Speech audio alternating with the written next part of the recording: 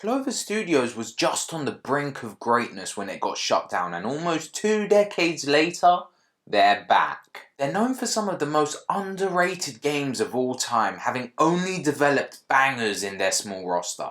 But before we get into the sudden rise, fall, and unexpected resurgence of Clover Studios, make sure you like, comment, share, and subscribe. Without further ado, let's go.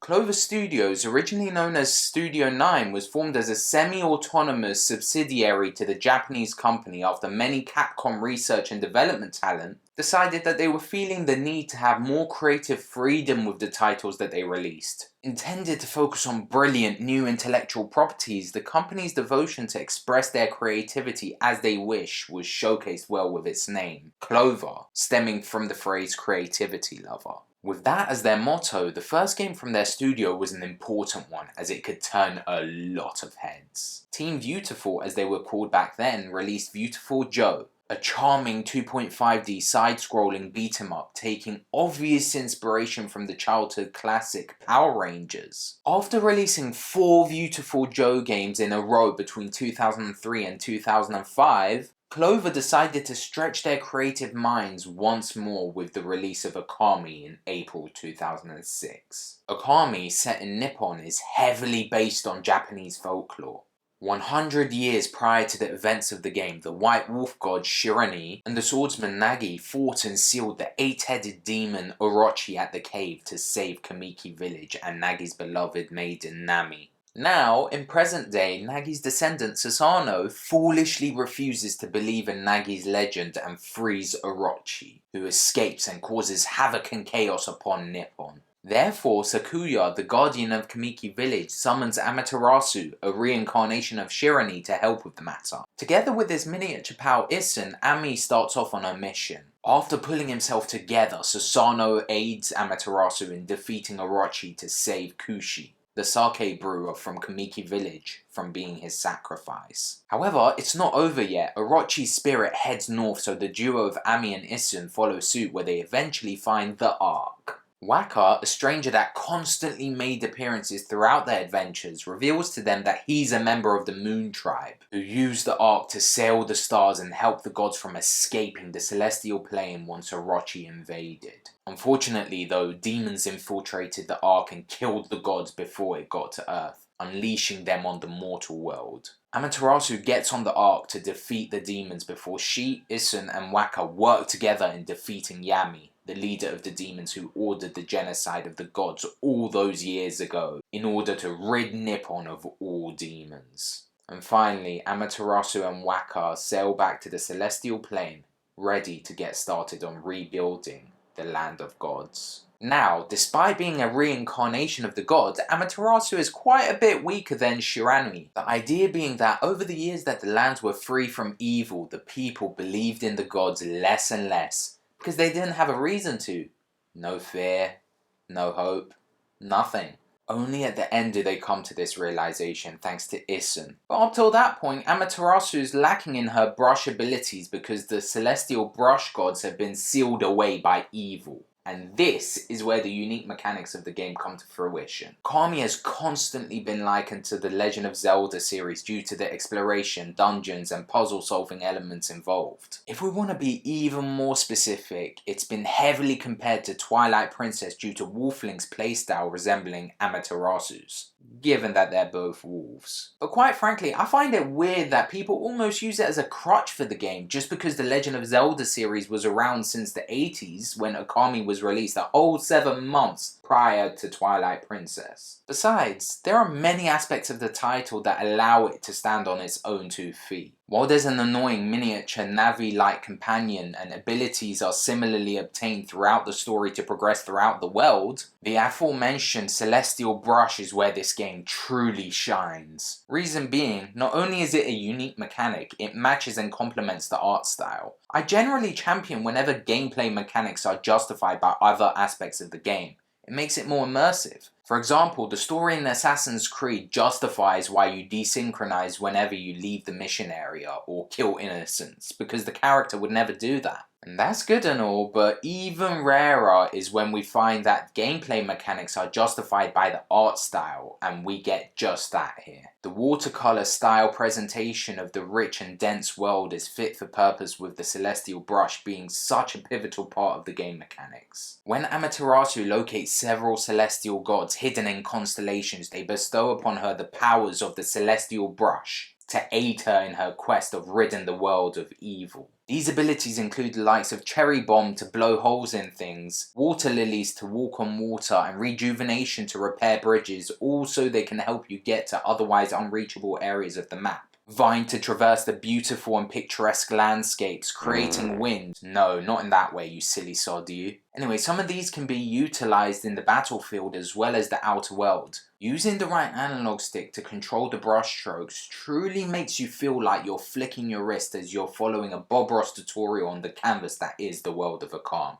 As you collect all these techniques and abilities, you meet a lot of quirky characters along the way that you're tasked with to help out. And the way they interact with your abilities are so endearing. But where there are allies, there are also enemies. And the creature and enemy design in this title is top notch. And with that, just as there are creative and imaginative solutions to puzzles by way of using the celestial brush abilities in different ways, there are also ingenious ways you have to use them to defeat the different enemy types in front of you, especially the bosses, which keeps the gameplay fun even without the fun mini-games spliced in throughout the experience. Speaking of fighting though, after every combat encounter you get some yen that you can spend on various upgrades. You can purchase different reflectors and sub-weapons, and you can pay top dollar to learn new moves from the dojo from the Onigiri sensei. Yeah, like that Onigiri. To move around the battle arena faster and get more hits on your enemies. However, there are other forms of currency too. Feeding animals can get them infatuated with you, which gives you praise, which you can then use to upgrade Ami's abilities, including her health, astral pouch capacity, ink capacity, and her money pouch for all that yen she can carry. Even with the big hitter that is Okami, Clover Studios weren't just twiddling their thumbs unsure what to do next. No sir. Released later in the year, God's Hand was the final game developed by Clover Studios, and it was certainly a way to go out with a bang. Having never been released on another console, the true cult classic is one of the most fun but challenging PlayStation 2 exclusives out there, and I'm going to go through why. While there's clearly some technical faults with the game, you can see through walls in many stages just by standing too close to them. It's easy to overlook them because the overall experience justifies it. As a well-built 3D beat-em-up, there's a deep and intricate combat system in there for you to tap into and harness the quality of. You can perform a vast array of moves, over 100 for that matter, that can make your particular gene unique and different from another player's. These can be unlocked via the shop using the coins that have been accrued in the levels themselves. Not only can you do damage with these attacks, but you also need to consider the state you want the enemy to be in once you finish the attack, and if it can aid with the continuation of your combo. A low sweep or grapple can floor enemies, while an uppercut can leave them airborne and vulnerable to repeated strikes before landing flat on their arses.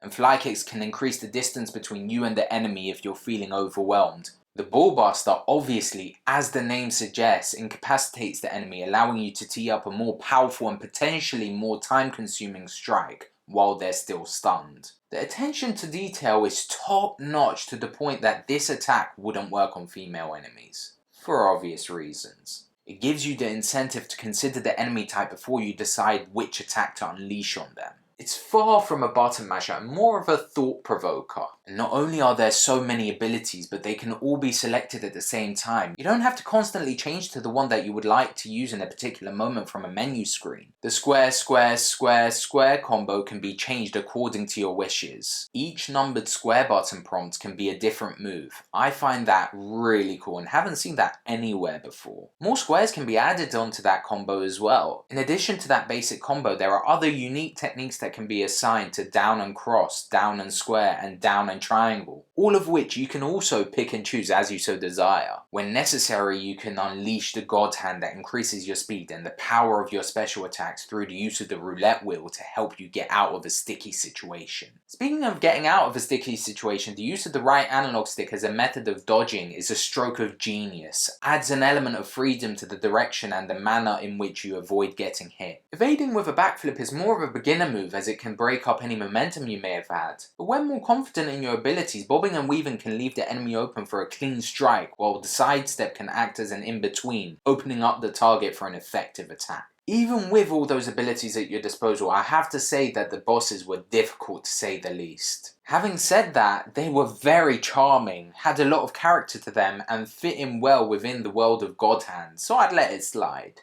The humour throughout was extremely juvenile, but that just worked in its favour for me. Unfortunately, some may find it unfunny and out of pocket in our current day and age, which is probably why we won't ever be seeing it receive the remastered treatment like Okami did. Anyway, with the concoction of combat and humour already the perfect recipe, the plot didn't need to be anything special, and it wasn't. In fact, it probably did the game favours that it wasn't, because that's not what the focus was on. In it, Demon King Angra and his army invaded Earth, only to be stopped by a man said to hold the power of God within his hands. The protagonist, Jean, has one of said God Hands, and is sought after by a group of demons because of it. Olivia, his 19-year-old companion throughout the story, is a descendant of the people that protected the God Hands. After the demons massacred her family, she escaped with one of them and gifted it to Jean, who saved her life. With a demonic society seeking world domination and power, they're attempting to resurrect the Demon King Angra to get it. Olivia's fiancé and the one who killed most of her clan, Azel, is a member of the society and has the other God Hand. When Angra rises from within Azel's body, while his consciousness is still intact, he rips off his God Hand to give to Jean. Jean then utilizes both his God Hands to defeat Angra.